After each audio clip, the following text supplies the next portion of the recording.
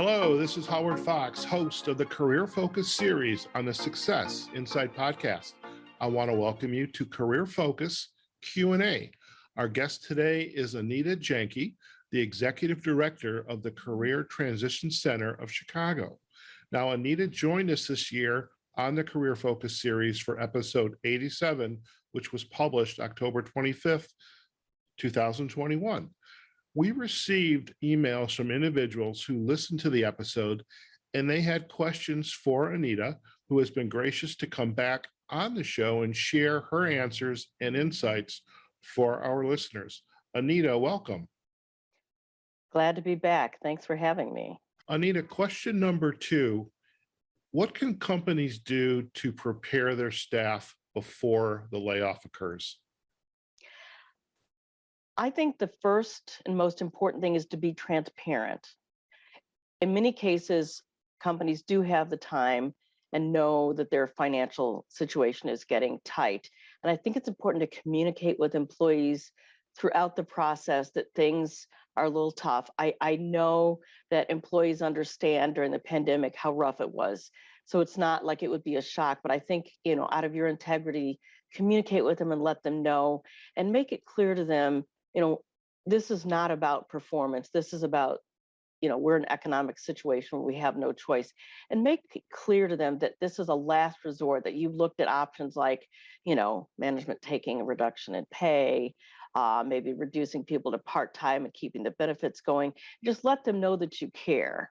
I think that's one of the things you can do in preparation. I also think, out of respect for the employee, be prepared and do your due diligence. Make sure that when you meet with them, you figured out the outplacement piece, and I think that's mandatory. I think employers need to and must do that. There are a lot of options out there. There are nonprofits like us. There are independent coaches that'll do outplacement. There are the big companies. But I think it's really important that you have that. Make sure you have the COBRA paperwork, the layoff letter, everything that they need packaged up in a folder so that it's turnkey and they don't feel like they have to keep coming back to you to get things in dribs and drabs. And then I think the next 2 things are really important. When you conduct the layoff session, sit down with the employee. And if it is handled professionally and with compassion, it'll probably reduce the anger and the resentment.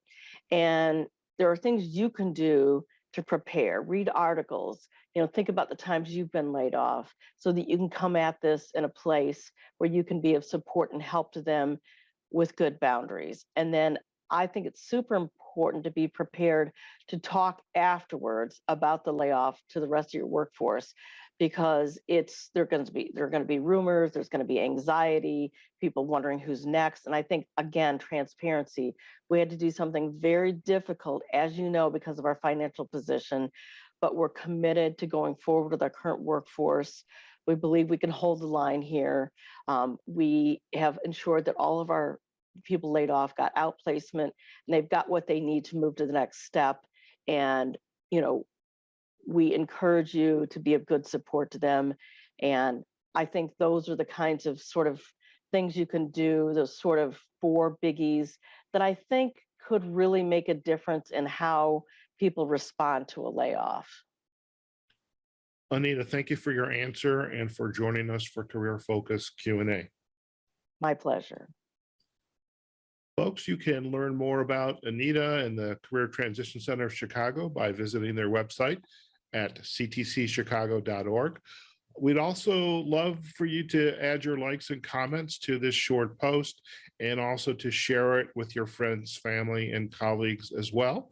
You can also visit us online at successinsightpodcast.com, or you can search for Success Insight and follow us on the leading podcast platforms like Apple Podcasts, Google Podcasts, Amazon Music, Audible, and Spotify.